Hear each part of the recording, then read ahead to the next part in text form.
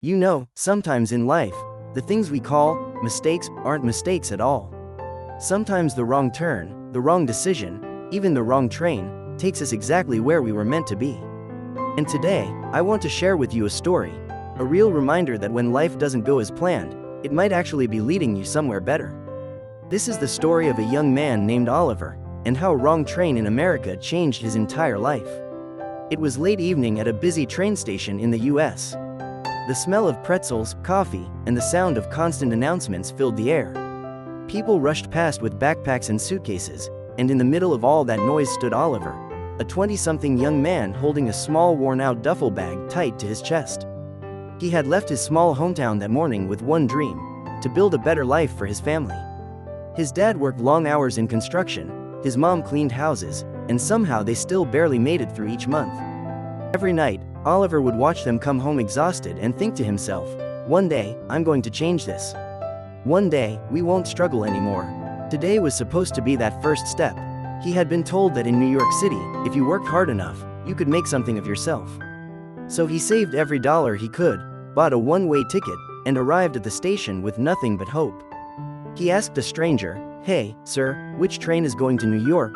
The man pointed quickly toward a platform and rushed away. The train was already pulling in.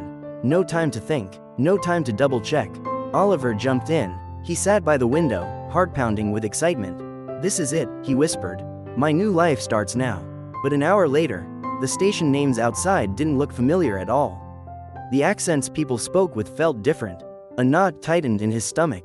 Finally, he gathered the courage to ask an older man sitting across from him, "Sir, how much longer until we reach New York?" Quote, the man looked at him with confusion, then chuckled gently.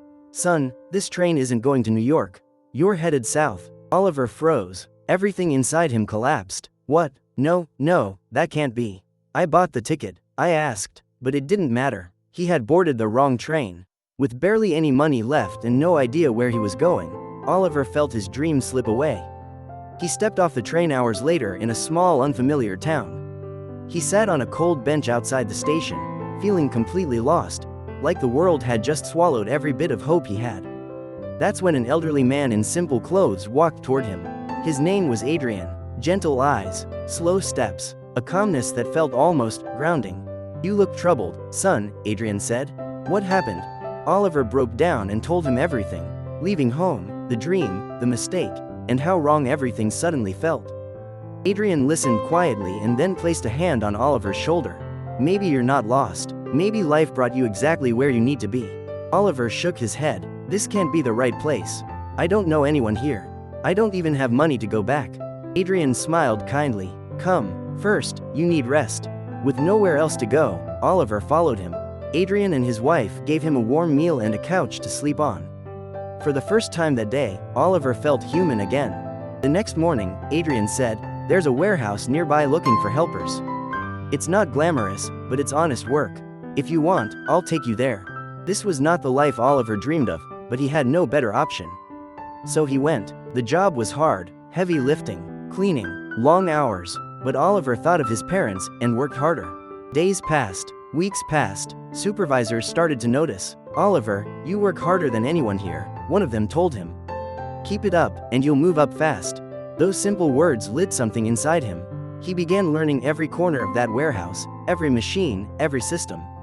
He asked questions, stayed late, helped others. He became the guy everyone looked up to. And eventually, the day came. "Oliver, starting tomorrow, you'll be supervising the new team." He wrote to his parents, "I didn't make it to New York, but I'm okay. I'm working, and I'm still going to make you proud." Years passed. Oliver became the backbone of the warehouse. When systems broke, he fixed them. When business slowed, he offered solutions.